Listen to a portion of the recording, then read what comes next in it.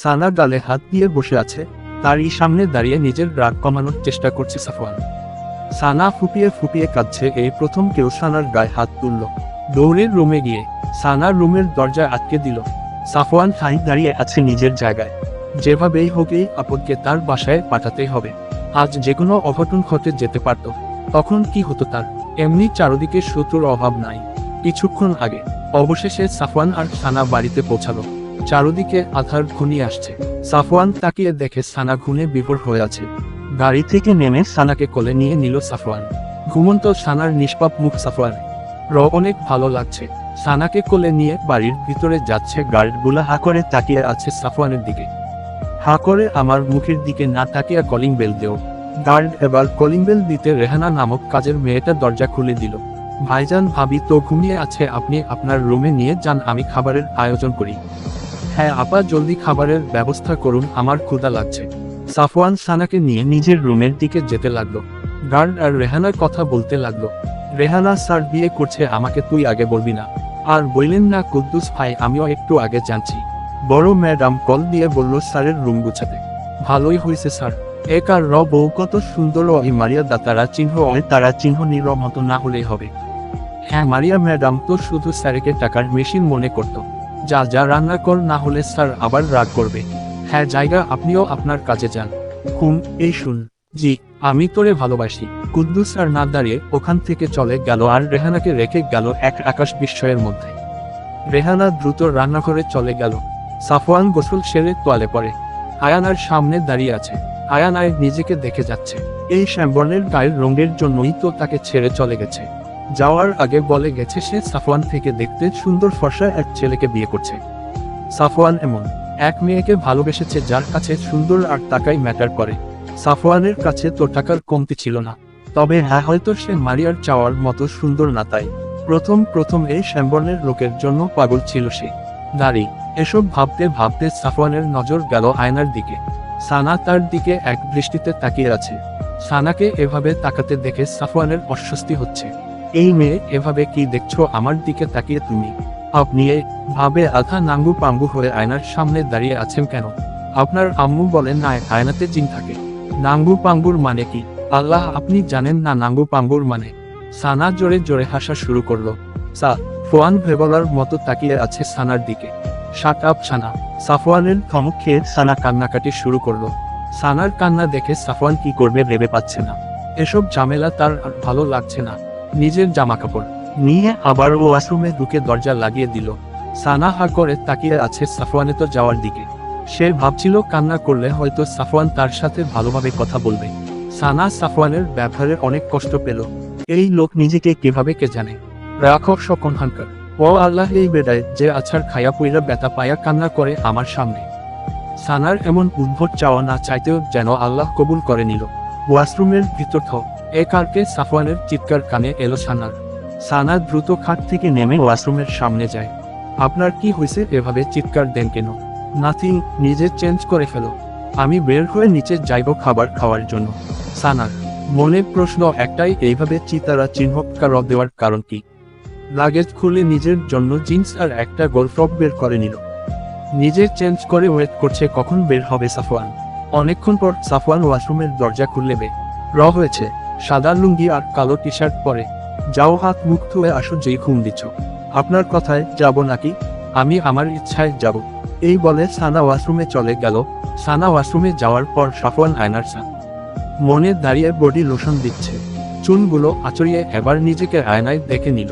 নিচে চলুন, আমার ক্ষুধা পেয়েছে। সানার কথায় সানার দিকে ঘুরে তাকিয়ে দেখে চুল ছুটি করা একটা গোলাপি রঙের ফ্রক আর কালো জিন্স। কোনো ওড়না নাই সানার সাথে। আমার ওড়না কই? দেখছেন না জামার সামনে রুমাল কাট ডিজাইন ওড়না লাগে না? ওটাকে লোলদানি বলে, যা ছোট বাচ্চাদের পরানো হয়। আপনি বেশি জানেন, কথা কম, নিচে চলো। সানাকে নিয়ে নিচে গেল সাফওয়ান। রেহানা সানাদের জন্য অপেক্ষা করছিল। সানাকে দেখে অবাক হয়ে যায় রেহানা।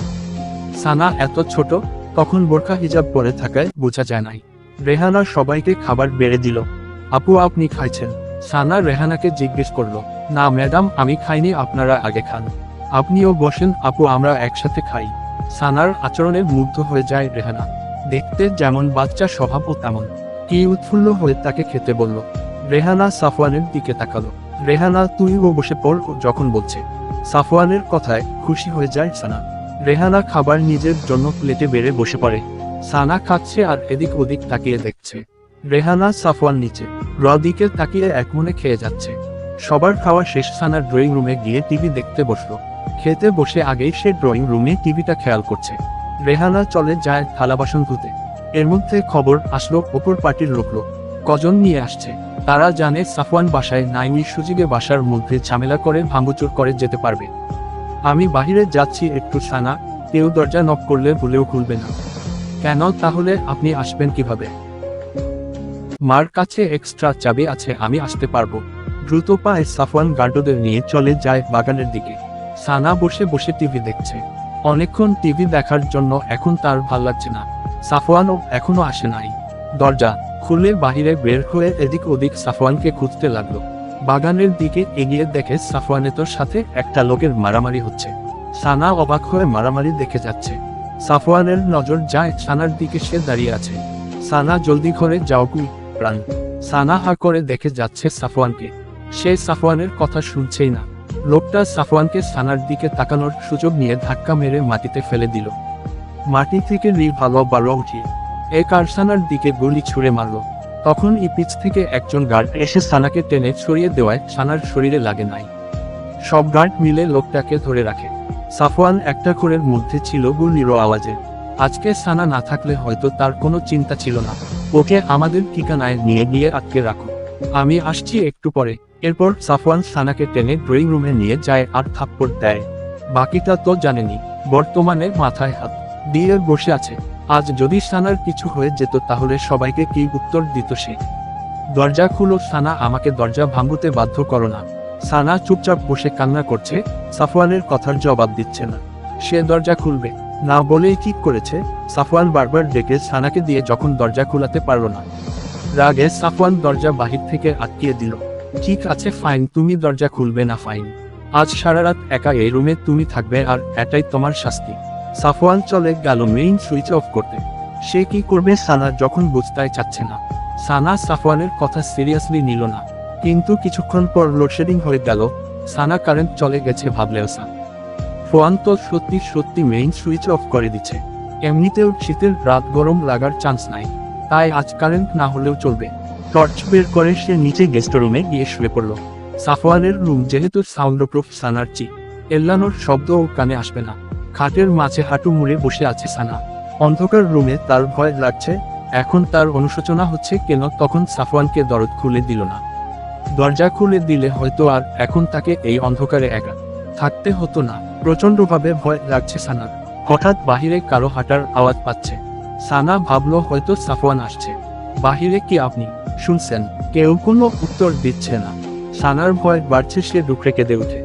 সানার রুমের মধ্যে কারো উপস্থিতি অনুভব করে। শীতের মধ্যেও ভয়ের চোটে সানা ঘেমে যাচ্ছে। সানার খুব কাছে কেউ একজন আসছে। তার গরম নিঃশ্বাস সানার মুখের উপর পড়ছে।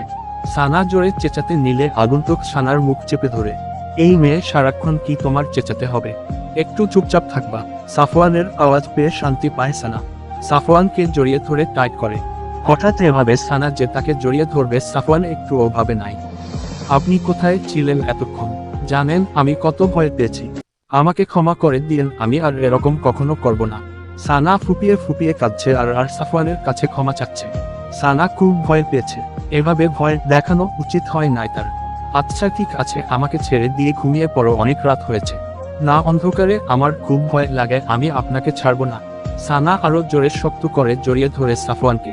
সানার এভাবে জড়িয়ে ধরায় তাকে আকার ওড়াতে খুব কষ্ট হচ্ছে সাফওয়ানের।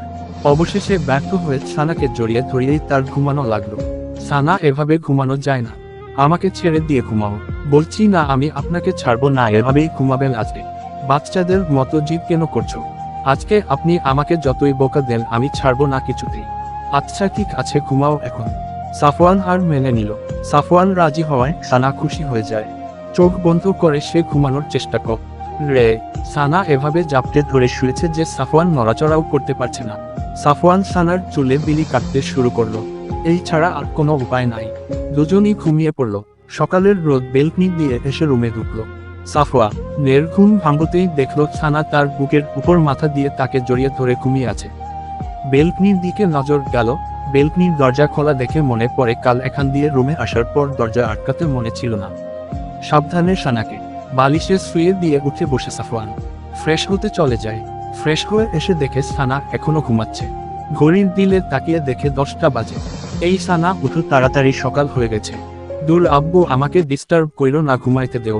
এই মেয়ে, তোমার মাথা খারাপ হয়ে গেছে, আমি তোমার আব্বু লাগি। দূর যেই হন, এখন আমাকে ঘুমাতে দেন। ফাইন, ঘুমাও। তোমার মামি কল দিচ্ছে, জলদি উঠে কথা বলো। মামির নাম শুনতাই সানা লাফিয়ে উঠে বসে পড়ে। ককি মামি? আগে বলবেন না? হা হা হা হা, তুমি মমকে এত ভয় পাও কেন?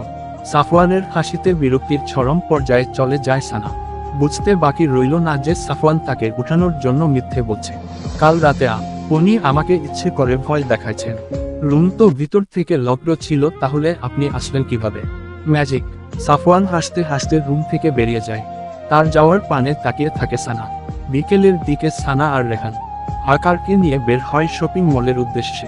কারণ সানার পরার মতো ভালো কিছু ড্রেস কিনতে হবে। আজ তো সাফওয়ান রেহানার হিজাব সানাকে বাঁধাইছে। রেহানা এই বাড়ির মেয়ে, কম সাফওয়ানের কাছে নিজের বোনের মতো। ভাইজান, আপাকে হোস্টেল থেকে কবে নিয়ে আসবেন? অনেকদিন হলো আপা বাড়িতে আসেন না। তুই তো জানোস রেহানাও এসব পছন্দ করে না, তাই আমাদের থেকে দূরে থাকতে পছন্দ করে। কার কথা বলছো আপু তোমরা? ভাবিজান, আমি তো বড় আপার কথা বলতেছি। আপনার বড় ননদ, উনার বড় বোনও আছে। হ্যাঁ ভাবিজান। সানা জানতো না যে তার বড় বোন আছে। সানার মামা যে মামিকে বিয়ে করছে তা তাদের তো বাড়ির কেউ জানতো না।